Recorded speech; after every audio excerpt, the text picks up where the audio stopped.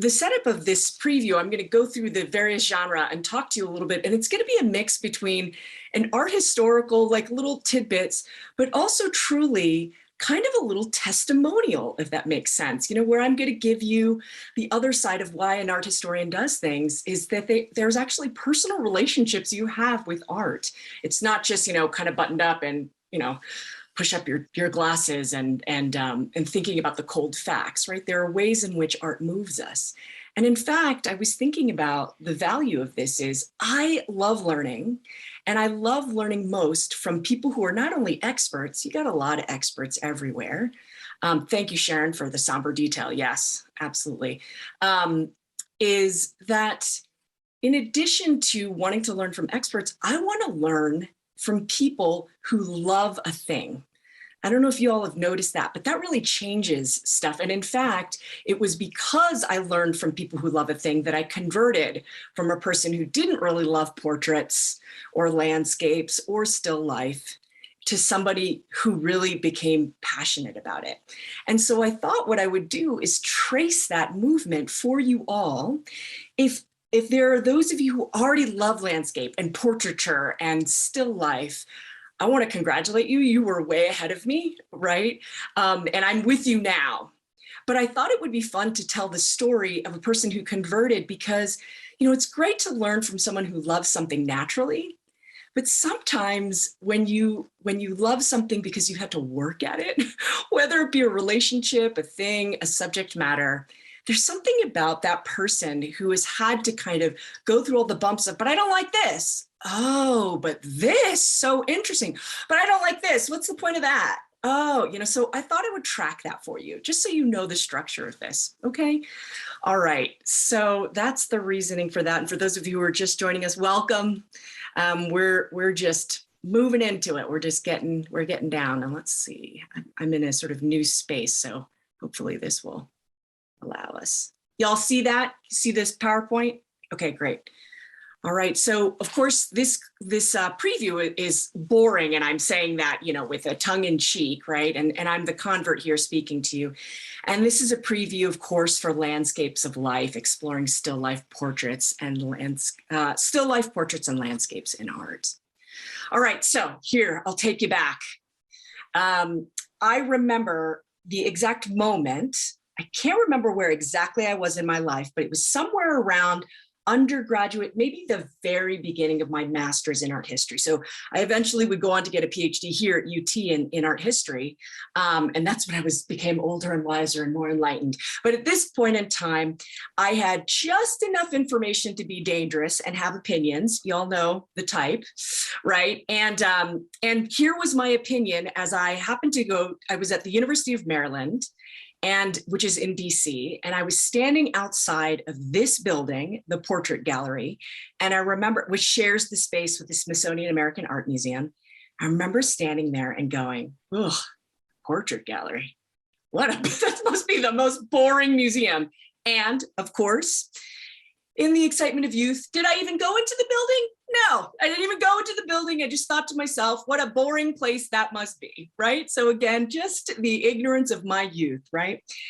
Little did I know that, just a few years later, I would do 2 internships at this museum and a doctoral fellowship with the Smithsonian there, go on to, actually, I should show you this. This is what I was bored. I looked at stuff like this. This is at the National Gallery, which was in the same city. I'm going to show you all the portraits.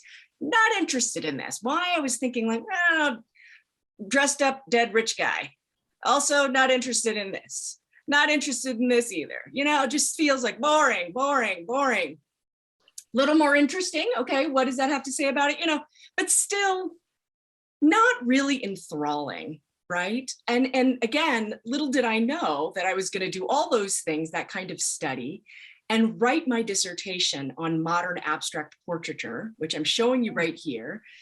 These are quote unquote portraits of the artist's friends using mechanical bits and bobs. And they're so complex, right? I would even, for the Blanton, write a lot of the object labels, the gallery labels that you see for some of the Baroque portraits that are up. right? So what accounted for this change? What accounted for this change? Well, first of all, I started learning from those who were in love with it and had known the complexity of what portraiture can do. So for instance, looking at this, and some of you are already, eons ahead of me in noting sort of like the depth or how to look at a portrait. This is not just a portrait, although it is a portrait of a guy who is white and currently dead, right? But that there is something encoded or fascinating about the human face and all the ways in which we can portray the human face. So for instance, what we're looking at right now, this Durer self-portrait, some of you already noticed, I think Janet, you paid attention to hands. I think somebody else has said long fingers. It's fascinating that an artist, and then eyes, an artist can get you in this portrait that seems like, oh, it's very well rendered, to focus on the particular aspects of him and his anatomy, his eyes and his hands, not just his right hand, right? That are key to him being an artist, right? So what did he do? How did he bring your attention to that? What is he asserting in this self-portrait done at this time of the world, 1500? He's 28 years old. And in fact, he alludes to that right here in this inscription. And this is his famous, Albrecht Dürer was a famous printer, actually more well known for his printmaking than for his paintings, but I find his paintings astounding. So there's that, and notice even where he puts, where you're going to focus and try and read, right at his eyes. So if you want to read it, you literally have to read across his eyes, right? So there are all these decisions being made that I had not seen before, in my ignorance and just sort of like, dead person that I don't really care about. Again, I hope you can read the ignorance, right? I'm not claiming that that's actually really true. It's just my youth. I'm caricaturing it a little bit, but it's true. But I started to also understand that if you understand the culture and even the style, so if you know that within this time period, if you think about it, or if you look at it within context, it is not conventional for you to portray a portrait in which it's frontal, like a frontal portrait with the two eyeballs, and theoretically, if it was behind his ears, behind his hair, his two ears, that's called a frontal. A 3/4 was a little bit more prevalent. It was much more conventional. And that's 2 eyes and 1 ear, and it's 3/4 because the last 1/4, the ear, is missing. That was much more conventional. So you look at this thing and you go, wait a second, when do I see human beings with their face looking straight at you? Can anyone name it? Just me dropping you right into this. Where else do you see? If it's not regular humans are usually in profile or that 3/4 view. When do we get the frontal? Does anyone have a sense, generally speaking, of this time? And thank you, Bethany. Yes, icons, right? So here you have Dürer taking on the posture of Christ, of an icon, right? What does this mean? So this level of depth, right, that these portraits can encode is incredible. There's also stuff about what he's wearing that can also continue to go on and on and on. There's so much in portraiture, specifically portraiture from the Northern Renaissance. So we're looking at artists who focused on the Northern Renaissance. And I thought, oh, I haven't talked about the Northern Renaissance. I've had some of you who are such smarty pants going, how come we haven't talked about the Northern Renaissance? So this is a little bit of my excuse to stick it in there. And it's the perfect moment, because during the Northern Renaissance, and that's pretty much, if I had to do a shorthand, everyone aside from Italy in Europe, anyone who kind of was affected by the Renaissance in Western Europe that is not Italy is generally kind of lumped in with the North. And a lot of the Northern Renaissance folks, specifically the Dutch, were very interested in precise, detailed portraiture. and painting in general. You'll even see it in the religious painting, and we'll go into that a lot later. But what we're looking at right here, and this is a real teaser, this is what I imagine will be one of the foci, I guess, of our portraiture from part one works. There has been so much ink, art historical ink spilled on this picture, you would not believe. And it's because it encodes so many little mysteries, so much symbolism that is fascinating. It encodes cultural stuff, encodes religious imagery, and I'm going to just show you as a teaser, oh gosh, I'm so tempted to tell you several. I'll give you two. One that we're looking at right here. If you look at the details, you'll notice in this chandelier thing, one candle lit, all the other ones not. What's up with that? Also, in this mirror that's in the back, let me flip back here. So here's this little mirror. We're going to go into the detail, all right? And we're talking, this thing is like inches high, okay? Notice that you can see the reflection of the two portrait sitters, right? This couple.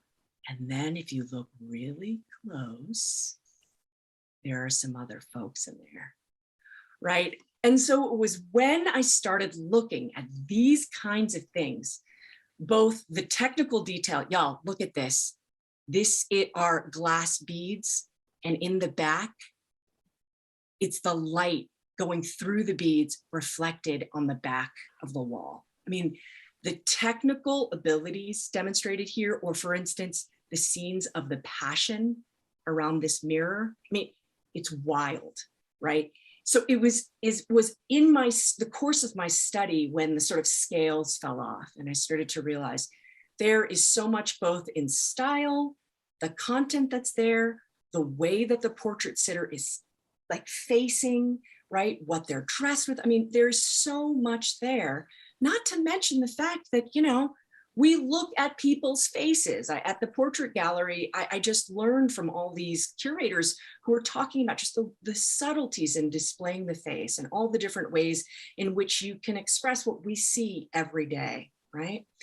All right, so then moving on to the landscape. I'm showing you all something that 2 years ago, we're about a month or so off, that we did as an artful meditation. And if you all remember this, for those of you who've been with me for a while, you'll remember that I just said, I want to get together with you all. I want to gather with you all. I miss you. I want to be around art. I've got a Zoom account.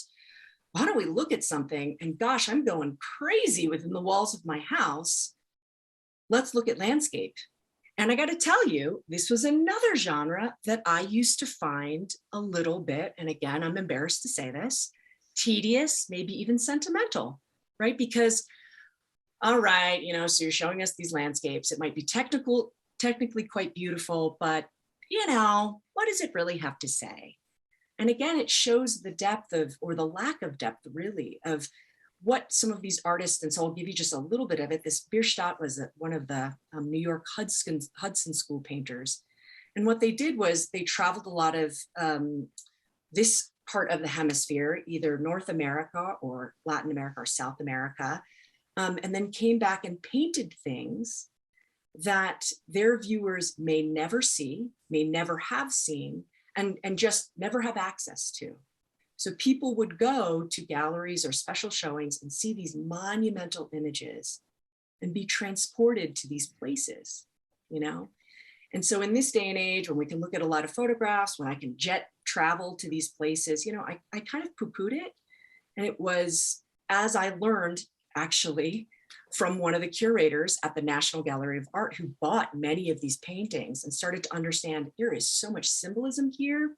The imagery that we're looking at is not just picture accurate. There's a lot here that is, it's not just what I thought was sentimentality. There's really some thinking here. There's really some crafting here. There's a lot of cultural viewpoint that's placed in these, some of it problematic to our modern sensibilities, but nonetheless a snapshot in time, a snapshot into the imagination of humans. And for me, started getting me moving in a direction of thinking about viewpoints right? So if we look at this right now, what's amazing about landscapes is that oftentimes, and I'm going to say this very broadly, but we imagine as humans, kind of aside from taking in the visuals, a lot of the times the artists know that you are thinking of yourself in the painting, right? And so they're going to play with things like perspective. For instance, when you're looking at this, it's very different than, let me go back to the past screen, this one. Notice where you're standing, right? So here we are, how are we standing? How are we seeing this? How can we fit ourselves in this landscape, right? Or are we floating above it, so on and so forth. And I have been fixating on this one. This has been very meaningful to me recently. I'll come across a work of art and it'll just stay with me, right? It'll just stay with me and enrich my life. And a lot of the times I won't even know the reason why. And this landscape has a lot of things. And in fact, I wanted to camp out here a little bit, and you can either unmute yourself or chat. I wanted to kind of get your immediate responses to this. And I might do an artful meditation or just post something on social media, but I have really been thinking about this, not only because it's a wonderful change from these past 2 years. I haven't really been able to spend too much time at the ocean except for December recently. But I wondered if anyone just had immediate reactions to this and or want to respond to where are we in this landscape, you know? So it's very different, I think, the feeling between these two, even though the dates are about the same. Anyone want to just jump in and have a reaction to this? Again, this doesn't have to be, you know, the most genius response, right? Pablo, were you saying pulls in the viewer? Oh, okay. Liz is talking about movement in the water. Yes, there's something about that for me is heart aching. Pablo, pulls in the viewer. You all want to unmute yourself and tell me a little bit about more about that if you want to? This seems really flat in its perspective relative to the Bierstadt. And so the fact that it's much more flat, the sky seems to be coming in on me, the waves are coming in on me. And so I seem to be drawn out into it rather than standing off and looking at it. So I thought that's kind of interesting optical illusion. I see. Okay, you're being pulled out to the horizon, Pablo, like out, yes. out there. Yeah, okay. Yeah. Well, that made me think that you're not standing on the beach. You're out in the water. But because, like Pablo said, you're pulled into it. Mark, so that is something that it took me a long while to just, I think I felt it, but I didn't see it. And again, this is me as a human being, not just art historian, right? If we're here, you feel grounded, literally. What happens here, you know? And so thank you, Mark. Yeah. And Liz, you had said movement in the water. Did you want to talk a little bit about that in relation to anything? That I don't feel myself moving, but I can see the water moving. I can hear it moving. Yeah, it took me a moment to go, that's not actually moving, Liz. That's a still photo. But yeah, I mean, there's a lot of gentle action, especially along the bottom there. And then you go back up to the sun and you come back and it feels like very gentle rocking without me feeling like I'm rocking. Well, that's so interesting, Liz. Yeah. And Liz, if you can believe it, and I didn't put that below, it's a painting. This is a painting that we're looking at. I forgot to put the medium because for me, it caught me too. I thought it was a photograph too when I first saw it. But I love this idea of the subtle, gentle movements, right? And that you had to remind yourself, oh yeah, like I'm not here. I'm not even in this, you know, you get so sucked into it. There's something about this kind of infinite boundlessness. Thank you all for sharing. Does anyone, we have time for one more comment. Anyone else want to mention anything? It brings back a memory to me. The coast in San Diego and watching a sunset in Del Mar. I see another Californian. Becca is nodding her head. Yeah, thank you. Okay, so you immediately go to a memory, right? Who knows if you were actually at this particular place, but there's enough information and also lack of information, I think, that draws you out to just like remember the ocean. That's so beautiful. Thank you. Okay, y'all. So I'm going to continue this sharing moment in this and really kind of end pretty my sharing and then invite you all to jump in with this, which is a still life from Van Gogh. And it's just humbly, you know, we've called it Shoes from 1888. And what we're looking at here, again, you know, not to, I'm caricaturing it a little bit, but again, you know, as a young person sort of thinking, I mean, if you're going to bother to paint something, I understand if this is a study, you've got shoes around, you got to study, you know, you're doing a study of a vase or whatever, but really shoes, you know, and I think, you know, as I mentioned, for some of those of you who are part of my sort of newsletter, you've seen that, you know, with the tragedies that we are seeing, the catastrophic tragedies of disruption of everyday life over in Ukraine and elsewhere in the world. And then with our own lives, with the coronavirus, just starting to treasure and learn to treasure and I'm going to ask everybody to mute themselves. I'd be really appreciative. I'm hearing some background here. Thank you so much. Learning to really treasure the things around me, just like the faces or these places or these memories, being old enough to have more and more memories, or to have a relationship to see again these things that are ordinary. And I think it's as I've gotten older, starting to accrue things where you hear just these really deep stories of someone talking about their spouse died. And the thing they miss most about the spouse is just hearing their footsteps come into the kitchen while they're reading the paper. That's one of the things they miss most, right? It's these tiny moments that these sorts of still lifes, or still lifes in general, lend themselves to a study of, do you appreciate this thing, your shoes? And how can artists who are trained to see, and then bring us into the seeing, and really focus, because when you're looking at a painting, you're kind of meditating in a way, right? You're really sitting with what the artist is saying. You're using your own eyes, possibly, you know, and allowing your world to slow down, to focus on this thing. And so that which I thought was kind of boring, you know, give me, in the past, it was like, give me the action sequences, right? Show me a big historical painting with a mythological something, or, you know, give me, and again, I'm caricaturing this, but this is sort of the way I was early on, or show me something, there's a lot of theory behind it, and I'll kind of do all this heady study. And I think as time has passed, I've really come to appreciate the ways in which artists look at the everyday and have us sit with it. And have us examine it. So I kind of wanted to open this up to you all. And I'll start with the thing of, this is another example. I really wanted to show you things that have really moved me most recently. We're going to look at some things that I've studied a lot about and that are kind of linchpins in art history. But I also wanted to show you kind of personally what has been meaningful that I haven't been able to crack, you know, and some of these things are not necessarily the images. The Arnolfini portrait of those two people is definitely what you'd see in an art history course, but I'm showing you some things that might not show up in an art history course. And just to say, and then I'm going to open it up to you all, where you go with something like this still life.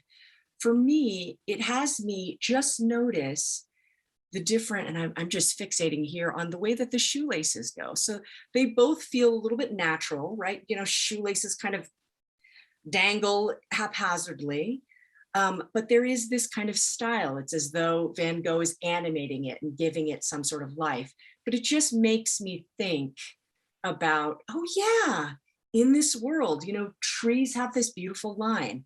This is something that Claudia brought up one time when we were in person looking at things, just the way that trees grow. But the shoelaces made me think that. Are there any people, feel free to jump into the chat or just unmute yourself, and where do you go with this still life? What does this simple picture of shoes, where does it make you go, or what do you start to appreciate, or yeah, what does it make you do?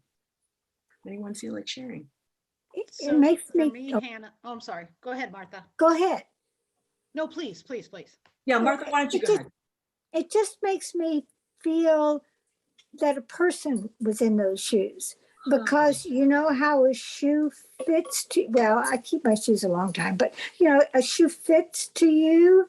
Yeah. And when you take it off, you do it in a certain way. And so the little thing sort of folds, you know, around the edges.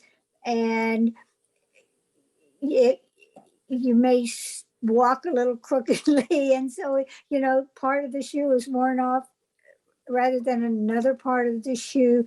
And it was sort of, in a way, it made me feel sort of sad because there's the shoe and the human isn't there, you know? So you felt the absence of the human. Oh, it's so, yeah, so interesting. Oh, thank you. Okay, so we have right now, and I only have a little film strip. So Becca, thanks for raising your hand. So we've got Liz and then Becca. Yeah, so you know, you compared this to a vase as a still life, and I find this so much more interesting than a vase because there's so much more story here. So like, whose shoes are they? Where have they walked? How, I mean, they're for me, they're definitely old. So they've been around a while. They just kicked them off. And so where have they gone and where are they going to go next? And, you know, there's just so much more story besides, you know, a bowl of fruit or a vase or, you know, something like that. I just find this so much more interesting because of all the stories that could be behind these pair of shoes. Yeah. And I might note, Liz, you have the imagination and the history to be able to add those things, just like Martha did too, that sort of tactility, which is so interesting, right? Like, maybe a kid might not think that, who knows? Yeah. All right, thank you, Becca. So speaking of kid, my son is learning to tie his shoes. So we have been spending a lot of time with shoes. And so this picture brings up a lot of emotion for me right now because of how much time I want to spend with shoes and how much time I have to spend with shoes. the rush, and then this, like, the forcing to slow down and then noticing, oh, the texture of these shoelaces, the length of these shoelaces, the way we put them around our fingers, the way we hold them. Wow, there's a lot that goes into shoes that we don't even think about because we've learned it and it's such a part of our life. And so brings up a lot of emotions for me right now. Oh, that's so interesting. Yeah, that really, yeah. Oh gosh, it's meditative. Being with kids, I feel like, and having to slow down to their pace feels meditative. What an incredible, like, that's a great connection there. Thank you, Becca. And gosh, and I know your son too, so I'm imagining his little fingers trying to put that together. So it's so great. I'm noticing that David too is saying the vibration in the shadow. So he's just paying attention. David, I don't know if you want to unmute yourself, but yeah, that was something that also struck me. But this kind of liveliness that has been added to the shadow. David, are you interested in jumping in, or are you good with that? Right. So I was just paying more attention to the light in the room falling on the tile. And there's just such an energy in that shadow, and it's also starting to spill onto the wing of the left shoe there. Yeah. Let's see, let me move this out of the way here. Right here, right? Yeah. And here, right? Thank you, David. Yeah, I appreciate that. And then, oh yeah, go ahead. I'm sorry, Hannah. They transcend time. I was looking and I'm thinking these are 19th century shoes, but they could be 21st century shoes. They resonate now, even as old contemporary shoes, which I think is just fascinating. As I looked at them, I thought, wait a minute, these could be shoes today that you're seeing. Yeah, shoe technology in some ways has not changed, or we still need to wrap our shoes in order. Yeah, Jeannie, that's such a good point. Yeah. And still life can capture that, right? Like we still look at flowers, we still have to wear shoes. We still, that's wonderful. Yeah. Thank you. And I think that we're running out of time, so I want to honor our time here.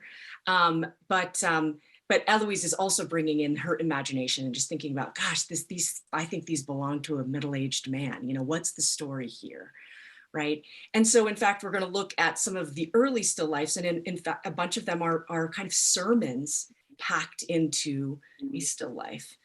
Part 1 and part 2, I'm so excited for this dialogue, y'all. It is one of the incredible, these genres, landscape, portraiture, and still life, are an incredible way for the modern world to dialogue with old European traditional world.